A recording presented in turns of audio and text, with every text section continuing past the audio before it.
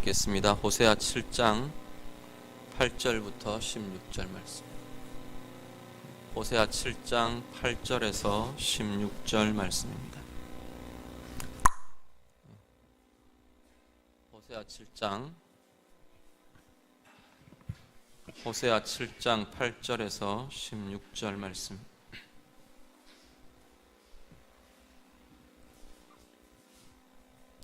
다 함께 읽겠습니다. 에브라임이 여러 민족 가운데 혼합되니 그는 곧 뒤집지 않은 전병이로다.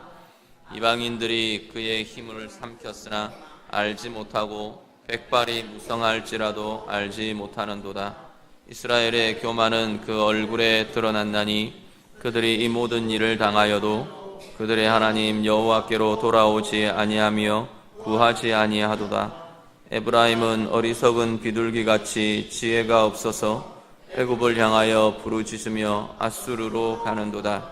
그들이 갈 때 내가 나의 그물을 그 위에 쳐서 공중의 새처럼 떨어뜨리고 전에 그 회중에 들려준 대로 그들을 징계하리라. 화 있을진저 그들이 나를 떠나 그릇 같음이니라. 패망할진저 그들이 내게 범죄하였음이니라. 내가 그들을 건져주려 하나 그들이 나를 거슬러 거짓을 말하고 성심으로 나를 부르지 아니하였으며 오직 침상에서 슬피 부르짖으며 곡식과 새 포도주로 말미암아 모이며 나를 거역하는도다. 내가 그들을 팔을 연습시켜 힘있게 하였으나 그들은 내게 대하여 악을 꾀하는도다. 그들은 돌아오나 높으신 자에게로 돌아오지 아니하니 속이는 활과 같으며 그들의 지도자들은 그 혀의 거친 말로 말미암아 칼에 엎드러지리니 이것이 애굽 땅에서 조롱거리가 되리라. 아멘.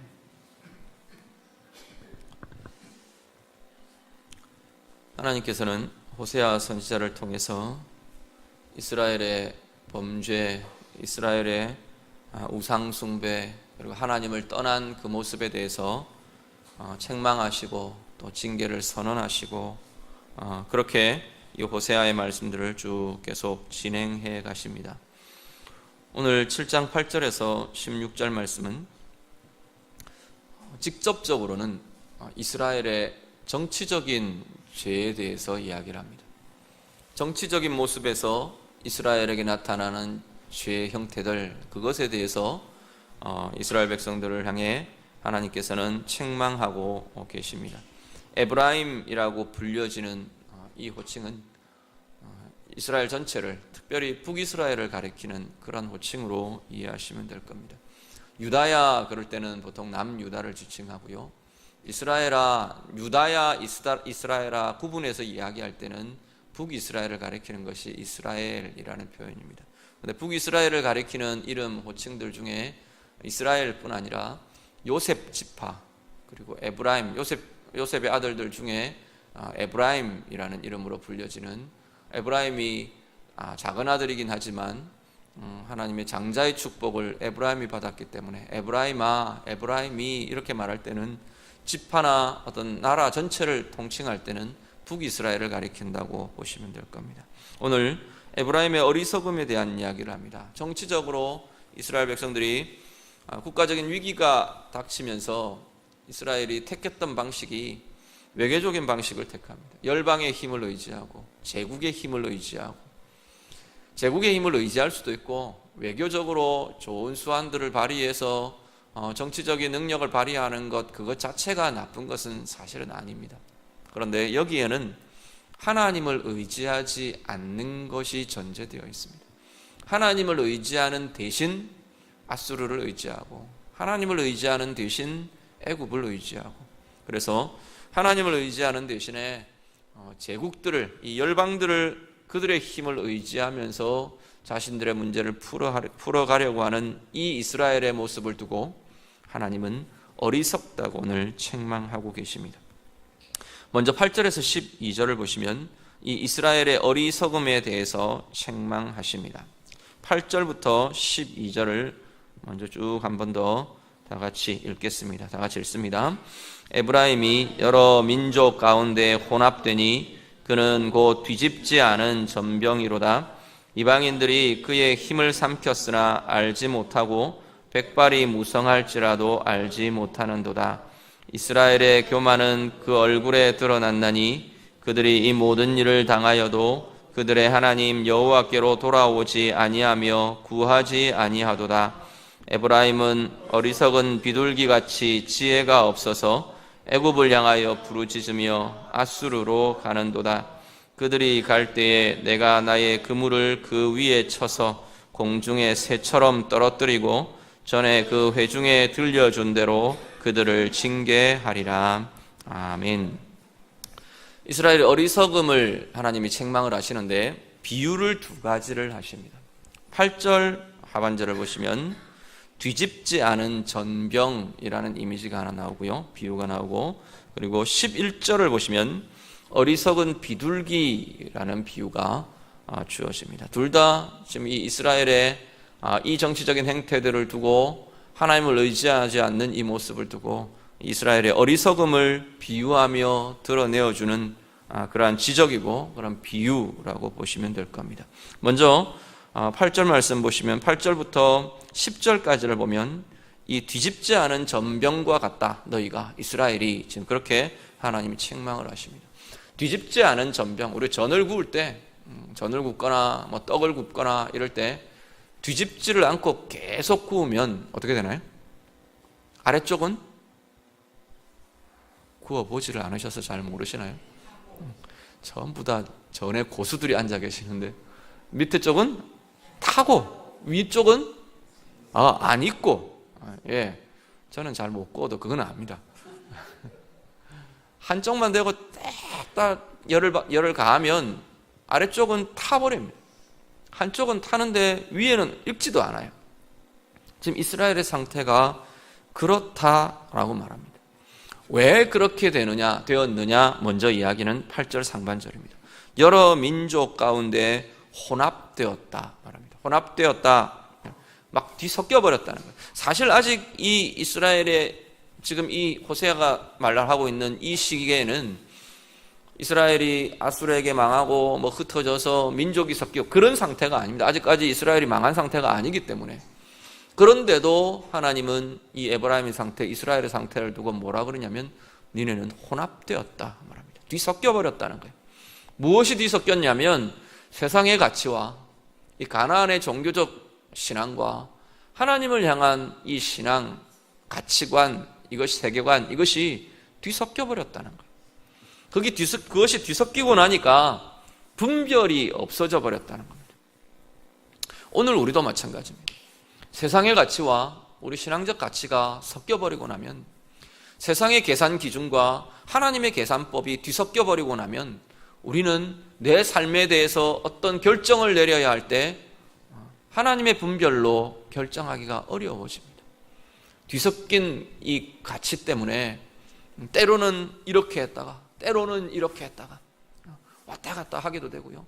혼란스러워하고 그냥 멈칫멈칫하고 이게 하나님 앞에서 옳은 것 같긴 한데 내가 택하기는 어렵고 그 머뭇거리는 양다리를 걸친 그 머뭇거림 사이에 머물러 서 있을 수밖에 없다는 겁니다.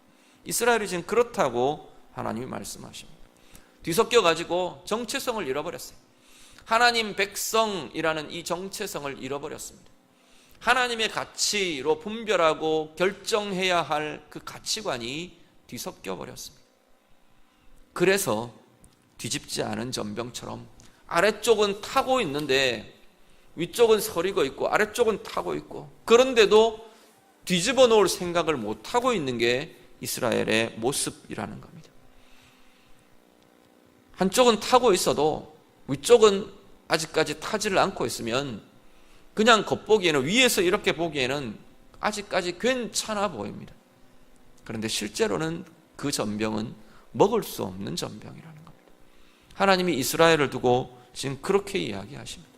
니네들이 종교적인 모습, 제사하고 제물을 드리고 하나님 앞에 하나님의 이름을 부르고 거룩을 말하고 그 모습은 그럴듯하다는 거예요. 아직까지 타지 않는 전병의 위쪽처럼 노릇노릇하게 익어가는 것 같이 그렇게 보인다는 겁니다.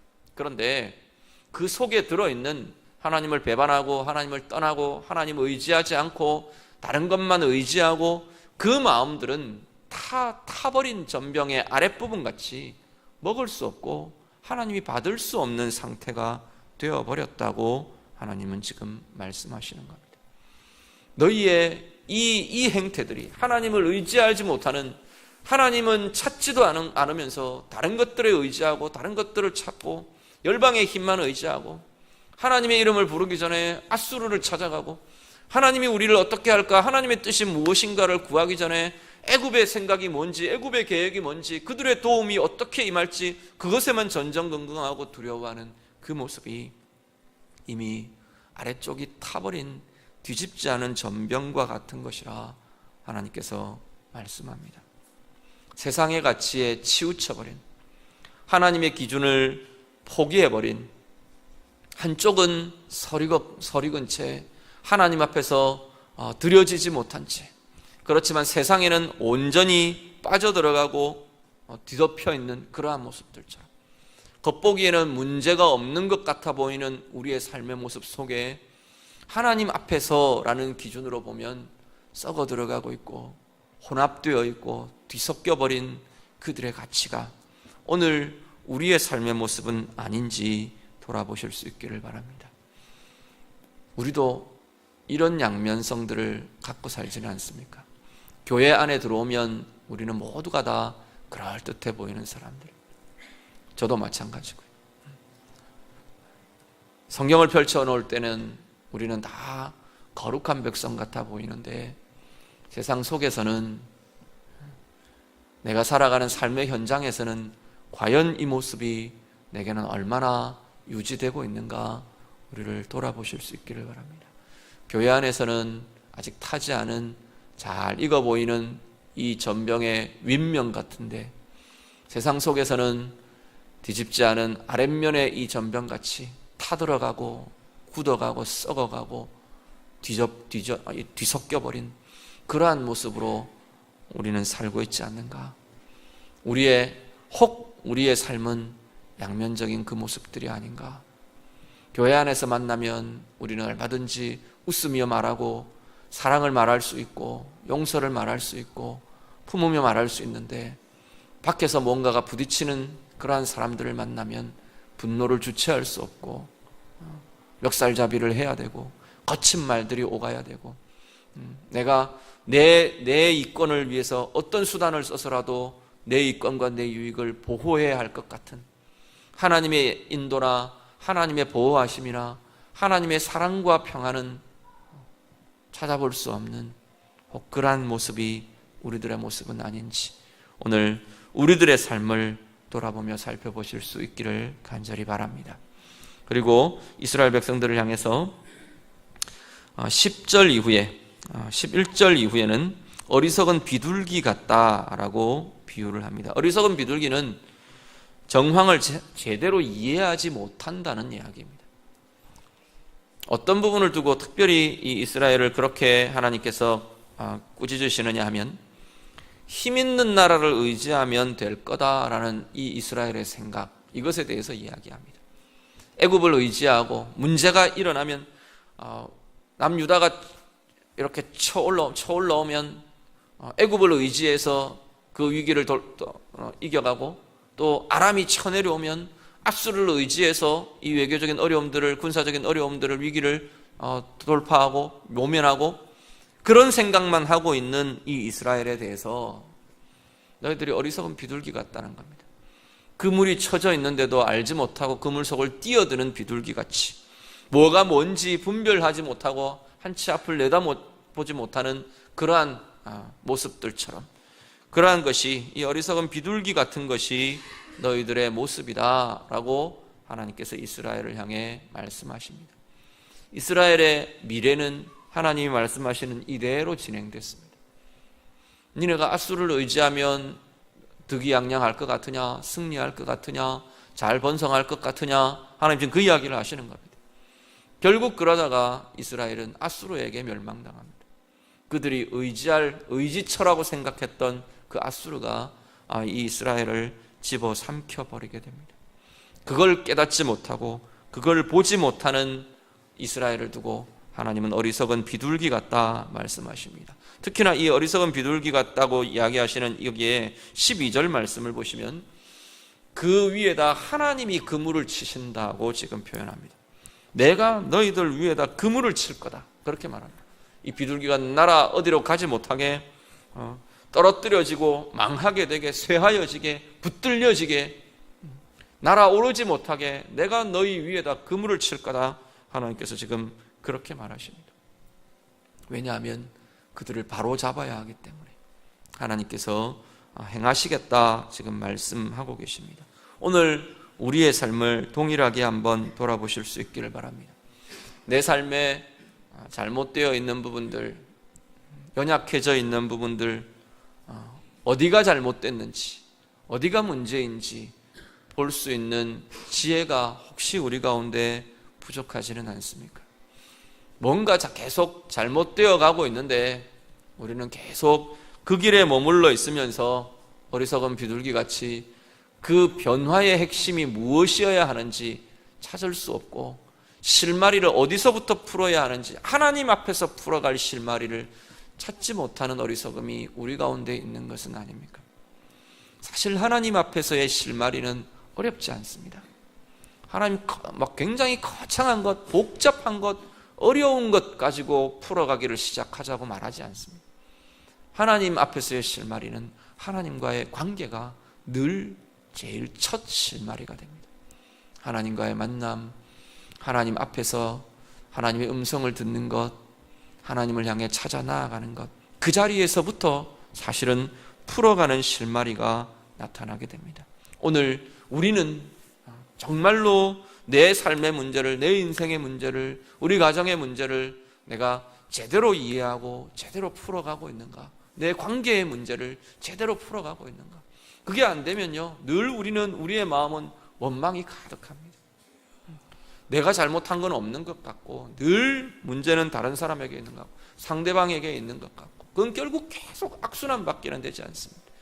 늘 내 삶의 상황은 나는 왜의 질문만, 한탄만 계속할 수 있을 거라는 겁니다. 그런데 그 어리석음이 하나님의 지혜로 바뀌어질 수 있으면 하나님 앞에서 어떻게 하겠습니다를 일단 놔두고 하나님과의 만남과 하나님으로부터 공급되는 생명의 에너지, 평강의 에너지가 일단 우리 가운데 먼저 부어지기 시작하면 어떠한 문제들도 풀어갈 수 있는 출발점이 거기서부터 시작될 수 있을 것입니다. 우리의 삶에 혹 이 이스라엘처럼 하나님 아닌 다른 것들을 의지하면서, 하나님 대신 그것들에 의지하면서 안전하다, 평안하다, 든든하다, 괜찮다 혹시 그렇게 스스로 위안 삼고 있는 모습들은 우리는 없는지, 정말로 그 의지하는 자리가 하나님 앞에서 건강하고 옳은 것인지 우리가 함께 좀 분별하실 수 있기를 바랍니다. 이 이스라엘이 아수르를 의지하며 애굽을 의지하며 하나님 대신 그것들을 의지하다가 그것에 집어삼켜진 것처럼 오늘 우리도 혹 우리를 집어삼키게 될 그것들에 대해서 괜찮다, 그것이 나를 든든하게 해줄 것이다, 그렇게 의지하고 있는 것은 아닌가 돌아보실 수 있기를 바랍니다. 돈도 마찬가지일 거고요. 돈 좋은 건 맞습니다. 많으면 굉장히 많은 일을 할 수 있고요, 좋은 데 쓸 수 있고 좋습니다. 그런데 하나님을 대신하는 자리에 서서는 안 될 이 시대에 너무나 중요한 것 중에 하나가 돈이기도 합니다. 사람도 마찬가지고요. 내가 제일 많이 의지하는 게 뭔지를 우리가 한번 좀 돌아보고 분별해 보시면 좋겠습니다. 내가 제일 많이 의지하는 것이, 내 입에 제일 많이 의지하는 것은 하나님인데, 내 입이 제일 많이 의지하는 건 하나님인데, 정말로 내 마음이 제일 많이 의지하는 것, 내 삶에 정말로 제일 많이 내가 기대고 있는 것은 무엇인가 우리가 한번 돌아보며 분별하실 수 있기를 바랍니다. 그것이 정말로 하나님일 때, 그것이 진정으로 하나님일 때 우리의 영혼은, 우리의 삶은 진정한 든든함과 평안과 힘 가운데 서게 될 것입니다. 오늘 예배하시는 우리 성도님들, 여러분들의 삶이, 마음과 영혼이, 또 가정이 정말로 하나님을 의지하며 이 어리석은 비둘기 같다고 말하는 이 이스라엘의 이 어리석음이 아니라 참된 분별과 참된 의지와 참된 지혜로 하나님의 인도하심 따라 의지하며 나아가는 주의 자녀들 되시기를 우리 주님의 이름으로 축복합니다. 13절에서 16절은 하나님의 탄식이 나옵니다. 이들의 이 이스라엘의 이러한 모습들을 하나님이 보시면서 하나님께서 이렇게 탄식을 하십니다. 너희에게 화가 있다, 너희에게 패망이 있을 거다, 그렇게 말하면서 하나님이 탄식을 하십니다. 그런데 이 탄식의 내용들을 이렇게 가만히 들여다보면 하나님께서 세 가지 정도를 이야기하시는, 동일한 패턴으로 세 가지 정도를 이야기하십니다. 어떤 식으로 이야기하시냐면, 내가 이러는데 너희들은 이렇다, 이렇게 하려고 하는데 이렇다 하는 식의 하나님의 한탄이 나오고 있는 것을 보게 됩니다. 먼저 한번 보시면 13절 말씀 우리 같이 한번 다 같이 읽겠습니다. 화 있을진저 그들이 나를 떠나 그릇 같음이니라. 패망할진저 그들이 내게 범죄하였음이니라. 내가 그들을 건져주려 하나 그들이 나를 거슬러 거짓을 말하고. 아멘. 여기는 뭐라고 말하냐면, 내가 그들을 건져주려고 하는데 그들은 나를 거슬러 패망의 길로 갔다라고 하나님이 말씀합니다. 하나님이 건져내려고 하시는데, 건져주려고 하는데, 이 건져주려 하는 이 하나님의 손길을 외면하는 겁니다. 거스르고 거짓을 말하고, 여기 보면 이스라엘 백성들의 하지 않는 것 쪽에 보면 이 건져주려 하지만 하나님을 배반하면서 하지 않는 쪽이 뭐냐면 거슬러서 거짓을 말한답니다. 진실을 하나님이 원하시는 그 진리를 찾아 나오는 게 아니라 거스르고 거짓을 말하고 성심으로 하나님을 부르지 않고, 또 뭘 하느냐면 그러면서도 그들은 침상에서 슬피 부르짖기만 한답니다. 한탄은 하는 거예요. 죽겠다는 하는 거예요. 아프다는 하는 거예요. 그런데 건져내시려 하는 하나님의 손길에는 반응하지 않는다는 겁니다. 하나님의 손길에는 그 내미는 손을 붙들지도 않고 찾지도 않고 하나님이 요청하는 그 길을 거슬러 행하고 반역하며 배반하며 거스르는 것이 이 이스라엘의 모습이라고 말합니다. 오늘 우리의 모습들을 좀 돌아보실 수 있기를 바랍니다. 하나님의 뜻은, 우리를 향한 하나님의 뜻은, 만약에 우리가 고난의 자리, 아픔의 자리에 있다면 하나님의 뜻은 건져주시는 것입니다. 오늘 이 이스라엘을 향해서, 패역한 이스라엘을 향해서도 하나님은 동일하게 건져내는 것이 하나님의 뜻이라고 말씀합니다. 내가 너희를 건져주려 한다 말씀하십니다. 그런데 혹시 나의 모습은 이스라엘처럼 침상에서 슬피 부르짖는 이 모습만 있는 것은 아닌가? 아프다만 하고 힘들다만 하고 죽겠다만 하고 있는 게 우리들의 모습은 아닌가 돌아보실 수 있기를 바랍니다. 하나님의 건져주시려 하시는 하나님의 손길, 비추시는 하나님의 빛, 하나님 앞에 우리를 내어드리고 그 손길 붙들고 함께 해갈 수 있는, 진정으로 건져냄을 겪을 수 있는, 받을 수 있는 그 은혜가 우리 가운데 있으시기를 간절히 바랍니다. 두 번째는 보시면요, 15절 말씀을 같이 보겠습니다. 15절 다 같이 읽습니다. 내가 그들 팔을 연습시켜 힘있게 하였으나 그들은 내게 대하여 악을 꾀하는도다. 아멘. 15절에 뭐라고 말하냐면, 하나님께서 뭘 한탄하시냐면 내가 그들의 팔을 연습시켰다는 거예요. 힘이 오르게 하고 무거운 걸 들 수 있게 하고 힘있게 되도록 그들 팔을 연습을 시켰는데, 힘있게 했는데 그들은 내게 대해서 악을 꾀한다 하나님 말씀하십니다. 한편으로는 이 구절을 우리가 대하면서 뭘 우리가 좀 고민하셔야 하냐면, 하나님이 우리를 다루시는 방법입니다. 하나님이 우리를 어디로 이끌어 가시냐면 우리에게 힘을 기르도록 이끌어 가십니다.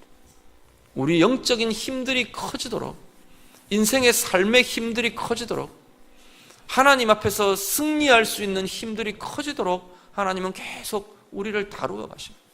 내가 그들의 팔을 연습시켰다 말씀하시는데, 오늘 우리의 삶은 하나님이 계속 우리를 연습시키시고 계시는 거예요. 연습이 평안하지만 하지는 않잖아요. 때로는 고되기도 하고, 때로는 힘들기도 하고, 때로는 많은 땀을 쏟아야 하기도 하고. 그 운동을 할 때 그런 이야기들 합니다.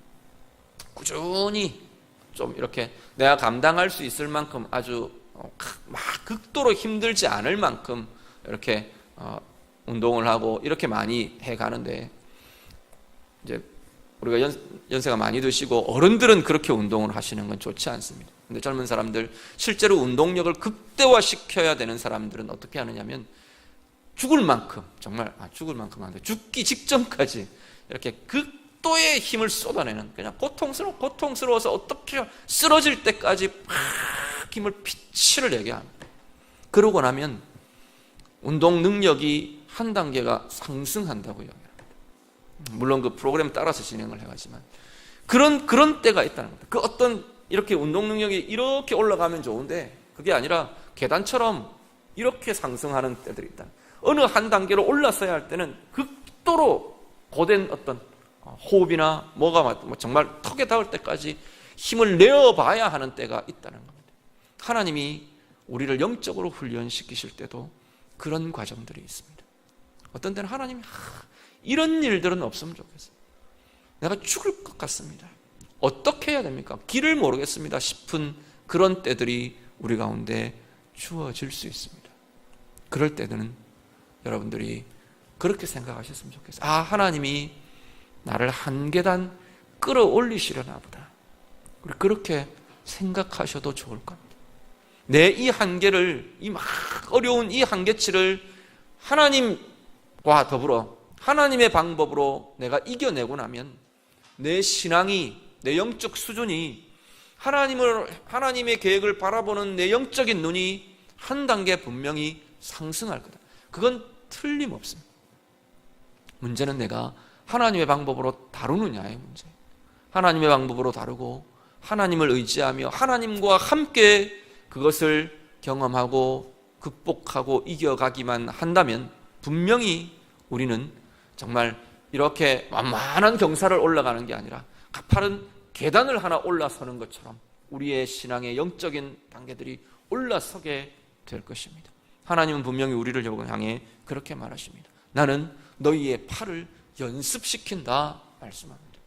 어려움이 있을 때 하나님의 연습의 과정들을 보실 수 있고, 하나님이 나를 위해 나는 어떤 것들을 연습시키시는지, 어떤 것에 힘을 기르도록 하시는지, 어떤 내 영혼의 영역에, 내 마음과 인격의 어떤 영역에, 관계의 어떤 영역에 하나님께서 지금 현재 연습을 시키고 계시는지 우리가 바라보며 그 힘들을 내어가며 귀하고 아름다운 성숙으로 나아가실 수 있기를 간절히 바랍니다. 그리고 이 연습시킨다는 여기에는 또 하나 우리가 좀 생각할 것은 뭐냐면, 이런 표현도 됩니다. 기껏 내가 연습시켜서 지들을 잘 이렇게 끌어올려 줬더니 그 삶을 가지고 나를 대적하는 삶을 산다. 하나님 그렇게 지금 그런 어떤 한탄조의 말이 되기도 합니다. 기껏 어려움 넘어가고 잘 살게 해줬더니 잘 사는 그게 빌미가 돼가지고 이제는 나하고 멀어졌다. 그런 이 의미도 될 수 있다는 겁니다. 오늘 우리의 삶에 하나님이 주시는 은혜와 평강이 오히려 하나님과 멀어지는 그러한 이유가 되지 않도록 끊임없이 꾸준히 하나님과 함께 더불어 나아가는 은혜가 우리 가운데 있으시기를 간절히 바랍니다. 마지막 16절 우리 한 번 더 같이 읽겠습니다. 16절 다 같이 읽습니다.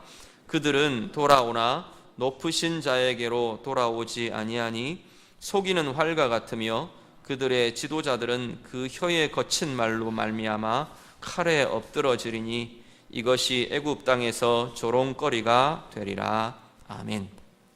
여기는 뭐라고 단식하시느냐면 그들이 돌아오는 모양은 낸다는 겁니다. 그들은 돌아오나 말하는데 돌아오는 모양은 내는데 16절 그 다음 바로 이어지는 내용이 뭐라고 말하시느냐면 높으신 자에게로 돌아오지 않는다 말합니다. 돌아오는 흉내는 내는데 하나님께로 돌이키는 게 아니다라고 지금 말하고 있는 겁니다. 돌아오고 뭔가 변화는 주는데 방법의 변화 주고 수단의 변화를 주고 어떤 세상적인 어떤 힘을 끌어다 대는 그런 변화들은 주는데 궁극적인 하나님 앞에서의 내 삶의 태도나 하나님과의 관계에 대한 변화나 이런 부분에서는 변화들이 없다는 겁니다. 하나님이 요청하시는 변화는 사실은 거기에 있던데, 하나님이 원하시는 변화의 가장 중심은 거기에 있는데 그것은 꿈쩍도 하지 않은 채 겉만, 어떤 스킬들만, 기술들만, 방법들만 가지고 바꿨다고 말하고 변화했다고 말하고 그러고 있다는 겁니다. 우리의 모습들, 신앙도 어쩌면 그럴 수 있을 겁니다.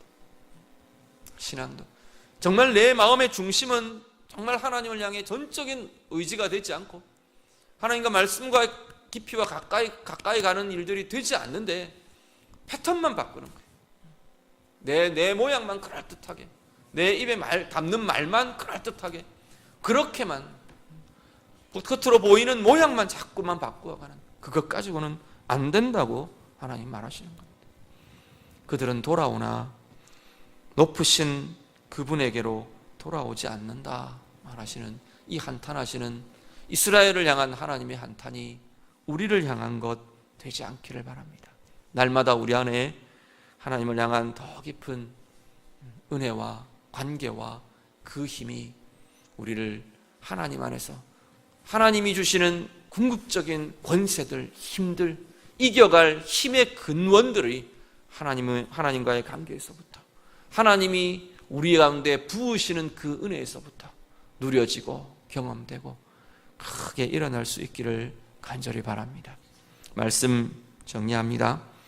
뒤집지 않은 전병같이 우리의 한쪽 모습은 다 들어가고 있는데 먹을 수 없는 전병같이 우리의 인격과 삶이 손상되고 썩어 들어가고 변질되어 가는데 그냥 우리의 겉모습만 바라보면서 괜찮다, 나는 괜찮다 그러고 있는 모습들은 없습니까?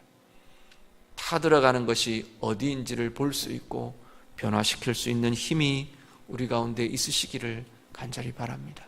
어리석은 비둘기같이 우리가 의지하는 것이, 내가 기대는 것이 나를 집어삼킬 줄 모르고 하나님 대신 그것들을 의지하며 나아가는 것은 없습니까?